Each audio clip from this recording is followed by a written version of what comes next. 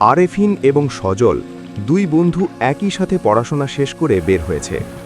সজল খুব দ্রুত একটি মাল্টিন্যাশনাল কোম্পানিতে বড় বেতনে চাকরি পেয়ে গেল। সে গাড়ি কিনল, দামি ব্র্যান্ডের পোশাক পরতে শুরু করল এবং সোশ্যাল মিডিয়ায় তার সুন্দর জীবনের ছবি দিতে লাগল। আরেফিন কোনো ভালো চাকরি পাচ্ছিল না।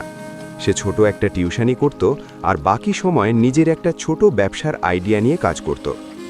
বন্ধুদের আড্ডায় গেলেই সবাই সজলের প্রশংসা করত আর আরেফিনকে ব্যর্থ বলে ডাকত। সজলের সাথে নিজের তুলনা করে আরেফিন মাঝরাতে একা একা কাঁদত আর ভাবত, সজল কত এগিয়ে গেল আর আমি এখনও আগের জায়গাতেই পড়ে আছি। দীর্ঘ ৩ বছর পর হঠাৎ সজলের কোম্পানিতে বড় ধরনের লোকসান হলো এবং তাকে চাকরি থেকে ছাঁটাই করা হলো।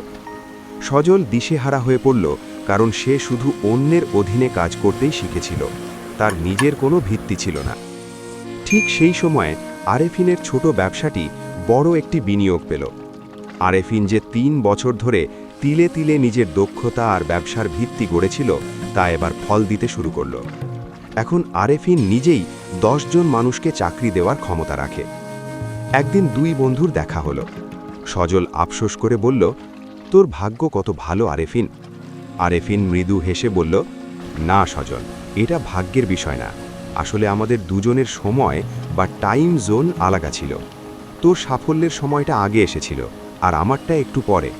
তুই যখন উপরে উঠছিলি আমি তখন মাটির নিচে নিজের শেকড় শক্ত করছিলাম। দেরি হয়েছে বলে আমি পিছিয়েছিলাম না, আমি আসলে বড় কিছুর প্রস্তুতি নিচ্ছিলাম। আমরা প্রায়ই সজলের মতো অন্যের বাহ্যিক চাকচিক্য দেখে নিজেদের মতো ব্যর্থ মনে করি, কিন্তু মনে রাখবেন প্রত্যেকের জীবনের টাইমলাইন আলাদা।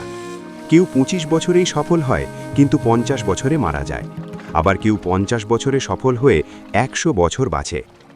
নিজেকে অন্যের সাথে তুলনা করে নিজের শান্তি নষ্ট করবেন না। আপনার লড়াইটা শুধু আপনার নিজের সাথে। গতকাল আপনি যা ছিলেন আজ তার চেয়ে একটু উন্নত হওয়াই আসল সাফল্য। পৃথিবীতে এমন কিছু মানুষের বাস্তব উদাহরণ আছে যারা দেরিতে সফল হয়ে বিশ্ব কাঁপিয়েছেন।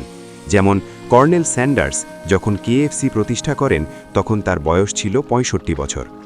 প্রতিটি মানুষের জীবনের প্রেক্ষাপট, সুযোগ এবং সংগ্রামের ধরন আলাদা। গল্পটি কেমন লাগলো অবশ্যই কমেন্ট করে জানাবেন। চ্যানেলে যদি নতুন হয়ে থাকেন এক্ষুনি সাবস্ক্রাইব বাটনটি প্রেস করুন। এতক্ষণ সাথে থাকার জন্য অসংখ্য ধন্যবাদ।